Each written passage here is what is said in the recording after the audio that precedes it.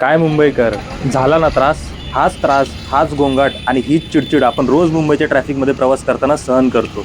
नमस्कार, मी सूरज पवार, कुलाबा न्यूज 24 मध्ये तुमचं स्वागत करतो. याच वाढत्या समस्येची गंभीर दखल घेत शिवसेना उद्धव बाळासाहेब ठाकरे गटाचे कुलाबा विधानसभेचे उपविभाग प्रमुख श्री कृष्णा निवृत्ती पवळे यांनी विनाकारण हॉर्न वाजवणाऱ्यांवर कडक कारवाई करण्यात यावी आणि ध्वनी प्रदूषणाला आळा घालावा, यासाठी आता थेट मुख्यमंत्री आणि मुंबई वाहतूक पोलिसांच्या सहआयुक्तांना एक अधिकृत पत्र दिलंय. सर नमस्कार. नमस्कार, मी कृष्णा निवृत्ती पवळे, शिवसेना उद्धव बाळासाहेब ठाकरे पक्षाचे.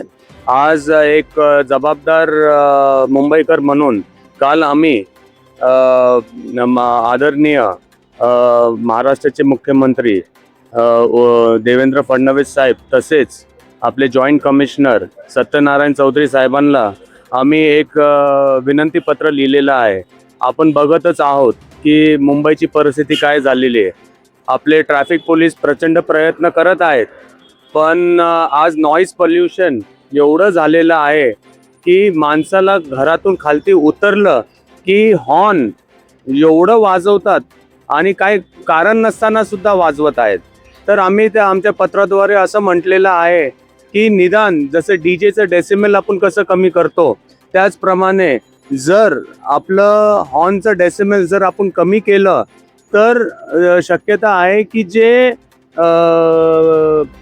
रोडवर आपलं एक पीसफुल वातावरण होणार, जेणेकरून हॉर्न मारल्यामुळे जे आर्ग्युमेंट्स होतात, जे वादविवाद होतात ते होणार नाही. तसेच सिनियर सिटीजन आहेत, आजार व्यक्ती आहेत, ही जी लोक आहेत त्यांना शांतता भेटेल. आणि ज्याप्रमाणे आपली सरकार AQI म्हणजे एअर पोल्युशनवर काम करत आहे, तर आम्ही विनंती करतो की त्याचप्रमाणे नॉईज पोल्युशनवर त्यांनी काम करावं. आपण सगळंच अनुभव घेतो. आता तुम्ही हे बघितलं, उगीच हॉर्न मारतात. ट्रॅफिक त्यांना दिसतंय की गाडी पुढं जाऊ शकत नाही, पुढं ट्रॅफिक आहे, तरी अनवॉन्टेड काय कारण नसताना सुद्धा ते हॉर्न मारत बसतात. आता हॉर्न मारणं म्हणजे एक ते ओपन रोड असेल तरी हॉर्न मारत बसतात. तर ह्या सगळ्या गोष्टी ज्या आहेत हे त्याच्यामुळे जे नॉईज पोल्युशन रोडवर आहे, लोकांचं स्ट्रेसफुल लाईफ झालेलं आहे, फास्ट लाईफ झालेलं आहे आणि हॉर्नमुळे जास्त चिडचिड निर्माण होते. तर कुठेतरी पीसफुल प्रवास होण्यासाठी आपल्याला ह्या गोष्टी करणं गरजेचं आहे, असं आम्ही विनंतीपत्रामध्ये लिहिलेलं आहे. सर, खरं तर तुम्ही एक नागरिक म्हणून छान मुद्दा तुम्ही मांडलाय, सरकारपर्यंत पोहोचवलाय तुम्ही परिपत्रक. सर, नेमकं हे परिपत्रक तुम्ही किंवा हे पत्र तुम्ही कधी दिलं होतं, कधी जारी केलं होतं? आम्ही कालच पत्र दिलेलं आहे आणि आम्हाला स्वतःला या गोष्टीची खात्री आहे की आपले मंत्री महोदय आणि मुख्यमंत्री साहेब तसेच आपले ट्रॅफिकचे जॉईंट CP तर आणि नागरिक हे सगळे मिळून ह्या गोष्टीवर नियंत्रण आणू शकतात. आणि कारण डे टू डे लाईफमध्ये नॉईज पोल्युशन कमी, असं आपण तर ट्रॅफिक पोल्युशनमध्ये तर आहोत, आता आपण बघतच आहोत. कोण नो एंट्रीत घुसतोय, कोण रॉंग वेमध्ये घुसतोय, काय कुणाला हे राहिलं नाही.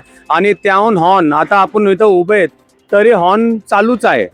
तर हॉर्नमुळे काय होतंय, डोक्याला एवढं ताप झालेला आहे आणि तो ताप कुठंतरी एक वेगळ्या व्यक्तीवर निघत जातो आणि वादविवादाचा, लॉ अँड ऑर्डरचा प्रश्न निर्माण होतो. सर, हे ध्वनी प्रदूषण आटोक्यात आणण्यासाठी नागरिकांना तुम्ही काय 2 शब्दात संदेश द्याल? नागरिकांना मला सांगायचं आहे की आपण स्वतः जबाबदारी घ्यावा. कारण जर आपणच स्वतः नियम नाही पाळले तर आपली जी लोक आहेत, आपलं पुढचं जनरेशन आहे, त्यांचं भविष्य एकदम धोक्यात आहे. नाहीतरी आपण प्रदूषणमध्ये जगत आहोत आणि एवढं पोल्युशन, आज आपण इथं उभे आहोत तरी तुम्ही बघताय की आपण किती जोरात बोलतोय. का नॉईज पोल्युशन एवढं प्रचंड झालेलं आहे आणि यांना समजच नाहीये. आणि आपण परदेशात जरी गेलो कुठं तर हॉर्न मारणं म्हणजे एक गुन्हा आहे.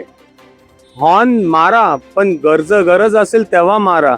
काय कारण नसताना हॉर्न मारतच बसतात, काय गरज. आता इथं बघा, लोक नो एंट्रीमध्ये जातात, कोण हॉर्न मारत जात आहे, कोण रॉंग वे मध्ये जाते. म्हणजे काय काय आपल्याला फेस करायचं आहे भविष्यामध्ये. हमारे बड़े भाई कृष्णा निवृत्ति पवले ने जो लेटर लिख के निवेदन किया है, हमारा देवा भाऊ देवेंद्र फडणवीस से रिक्वेस्ट है कि इस पे जल्द से जल्द अमल होनी चाहिए।